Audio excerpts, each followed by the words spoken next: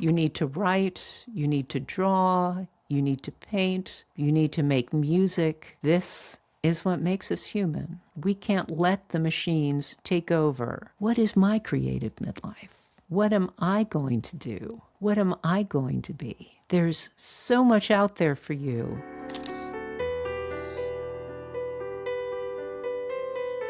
Hi, I'm Betsy Bush. I'm the host of Your Creative Midlife podcast, and I want to thank all of you for being with me through the journey of our first year. I launched Your Creative Midlife about a year ago. My first 6 episodes were called The Call to Create.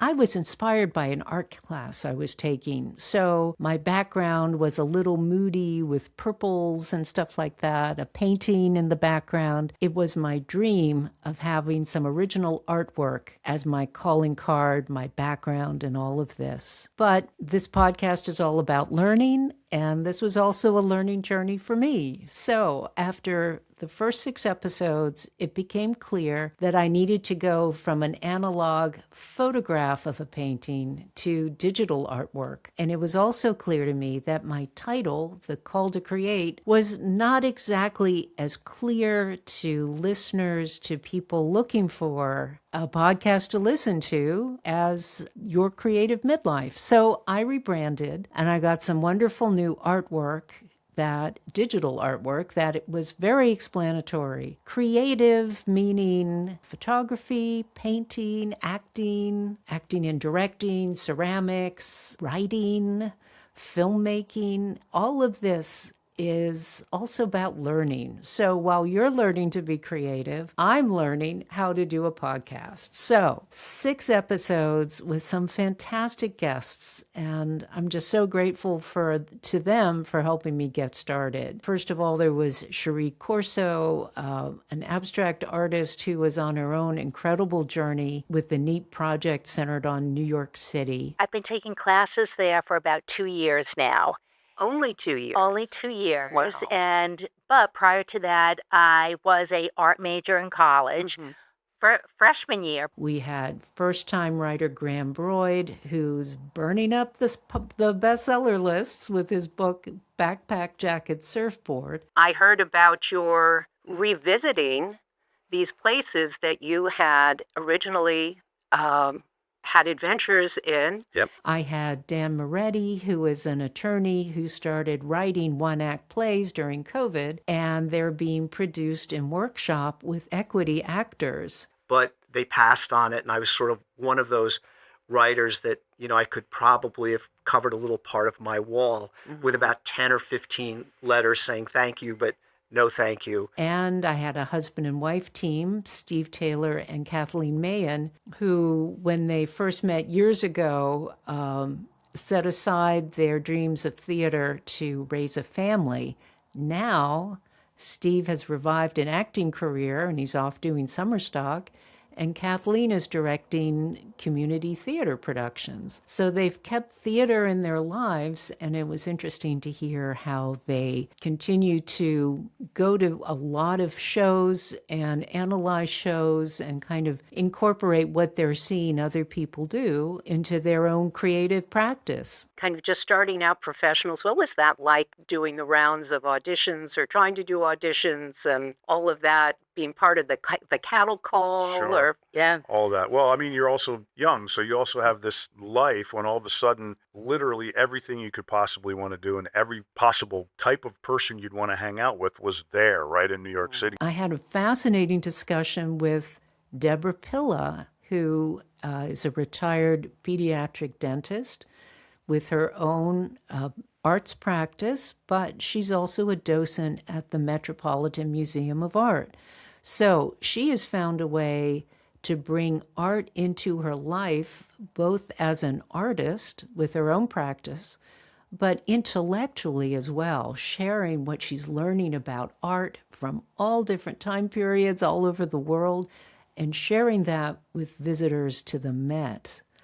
And listen, the process she described about becoming a docent sounds almost like getting a master's degree in art history. If you're up for that kind of rigorous but exciting and challenging way to learn more about art, that might be something you'd want to explore. It just seemed that art is very, very calming and helps you to reset. I think, at least I have found, and many, that especially during these difficult times in our world, art seems to be the kind of like the even keel that can reset us to feeling happy and calm about the world.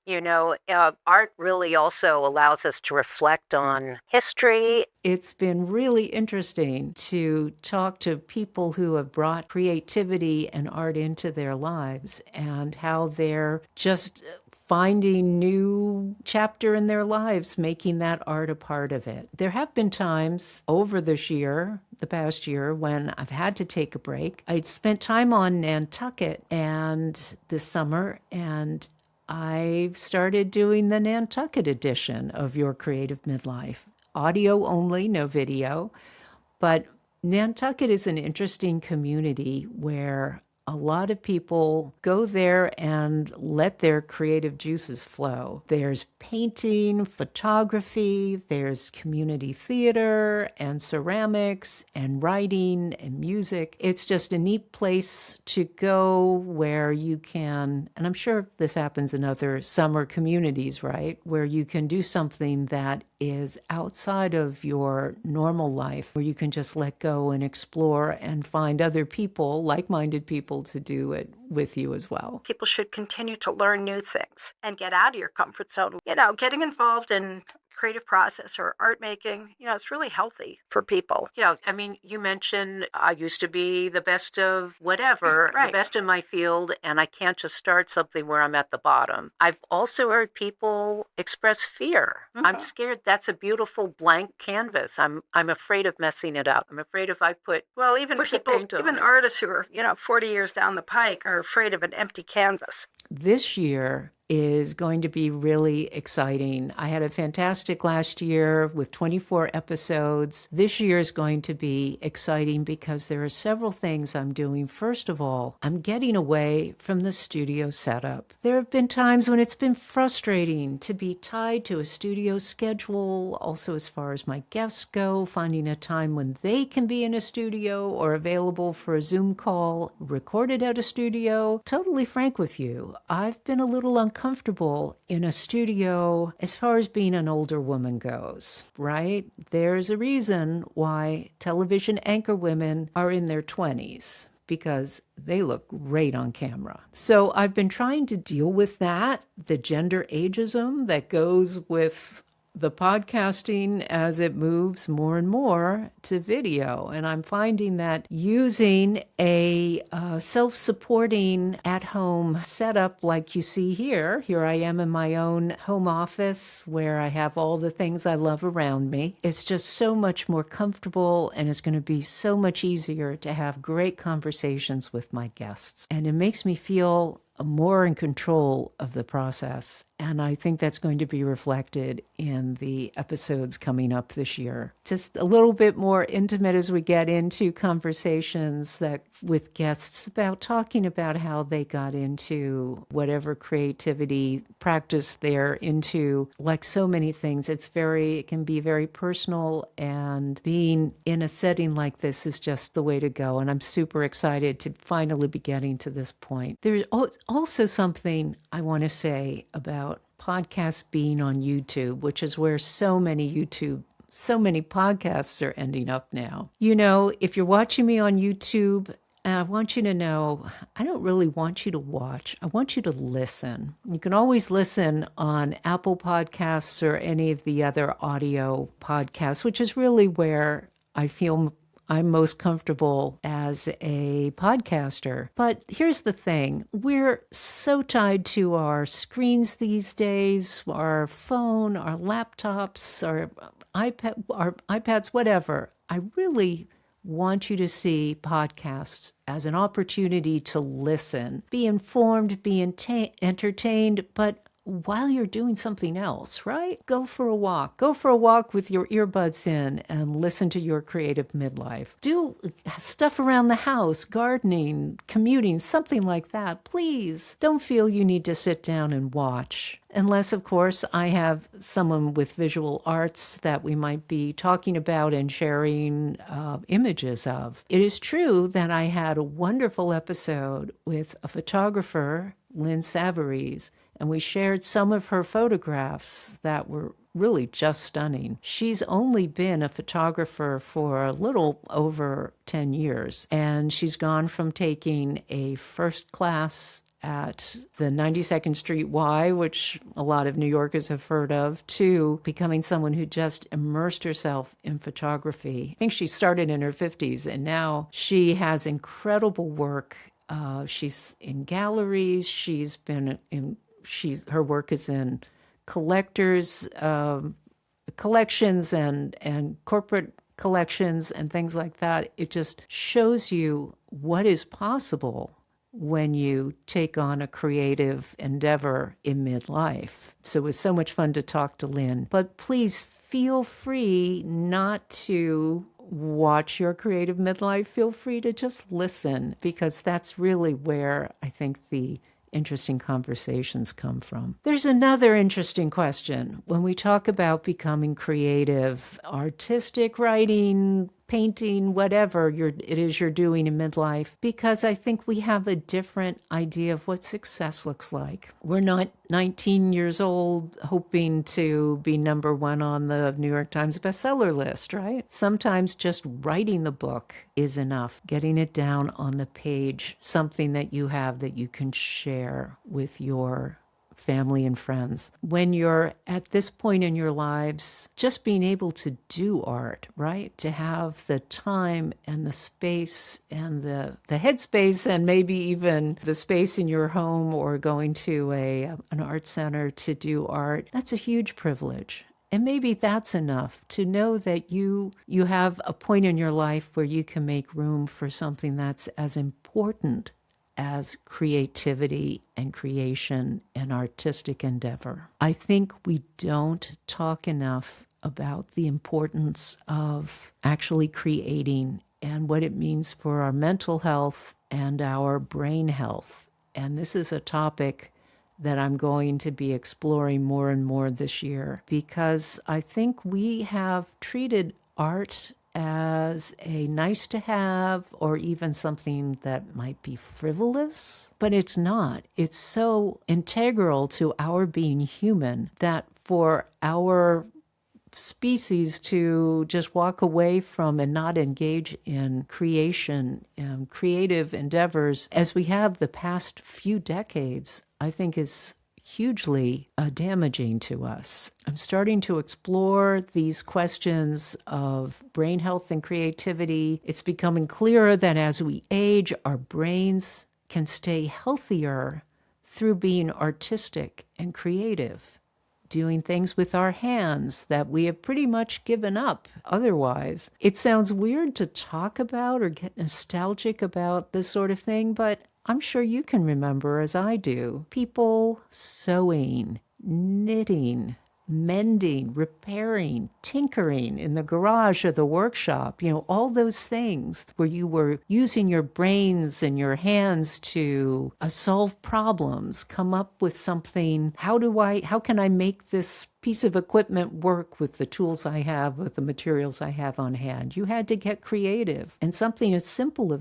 as that just isn't done anymore, it seems. You throw something out and buy something new. You don't think about, how can I make use of this item I have around the house that I need. Think about sewing. I used to sew as a teen, and I think it was creative. Choosing the fabric, choosing the pattern. There are different versions of maybe the same pattern, and you have to choose that, or maybe they're asking you to do something you've never done before. Make a buttonhole or a belt or something. It's creative, and it also just fires your brain on all cylinders when you're engaged in something like that. What sets us apart as human is being able to make those things and craft those things, the everyday objects that we use all the time, and make them beautiful. The mug that we've painted or fashioned, or maybe that someone made for you, every time you use it, you look at it and you think, yeah, I made that. And it's beautiful. Or my friend or someone special made this for me. Maybe it's a bowl or something you have around the house. These things are important, and they seem to be falling away more and more. A lot of people don't even cook anymore, and we know cooking can be a very creative act. So I'm looking for people who can talk to me about what does it mean to put our brains to work? How are our brains made healthier? And why is it important to be creative? How does that impact our brains, our mental health? And how does it help us age better? We all know we're living longer, and goodness knows we all want to live those long lives as healthy and as full and as useful as possible. And I know so many of us are concerned about dementia and Alzheimer's. And is it possible that being creative, picking up a paintbrush or a musical instrument or singing with a choir or something, can that help keep our brains healthy and help us age better? This is a huge topic.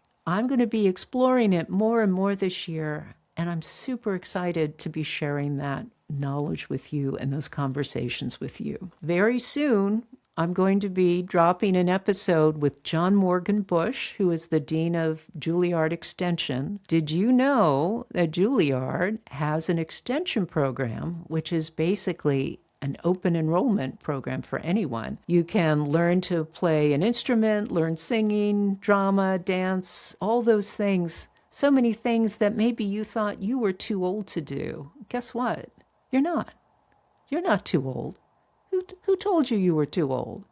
Why don't you give it a try and show people you're not too old? You can certainly learn to play an instrument. You can sing in a choir or a choral setting.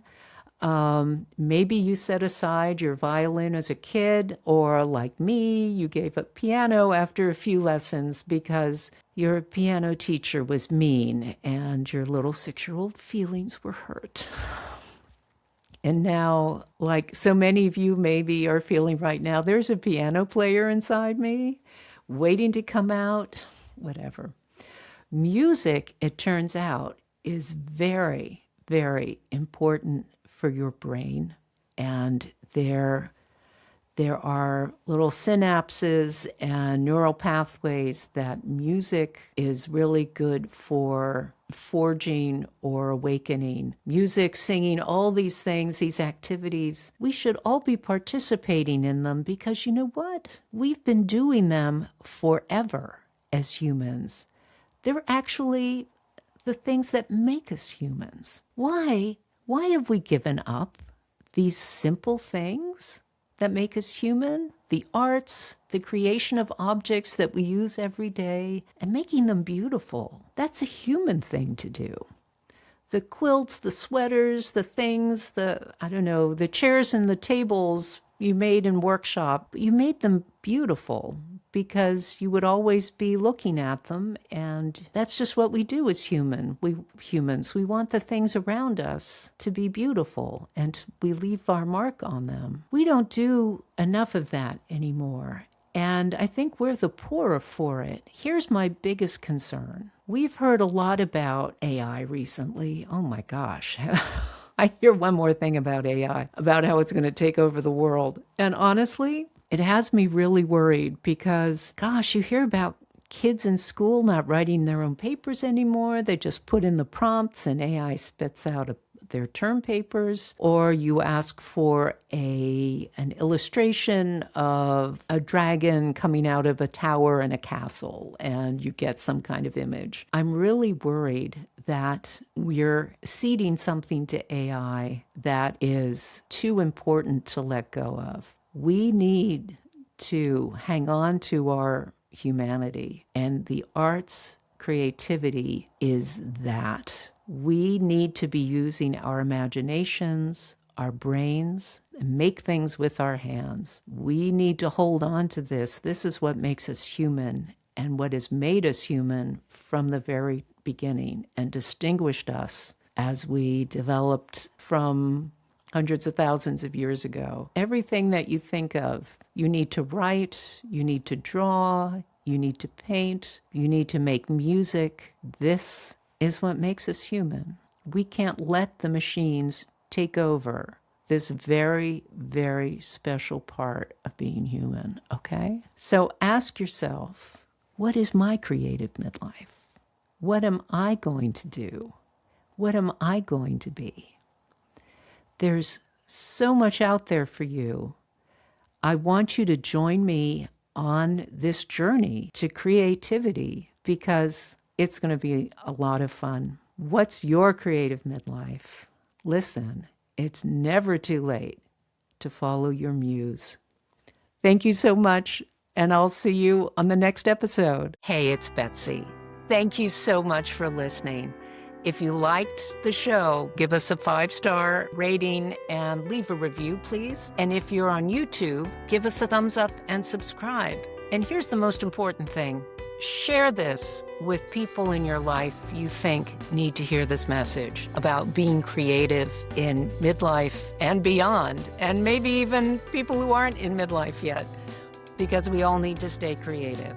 Okay, thanks so much.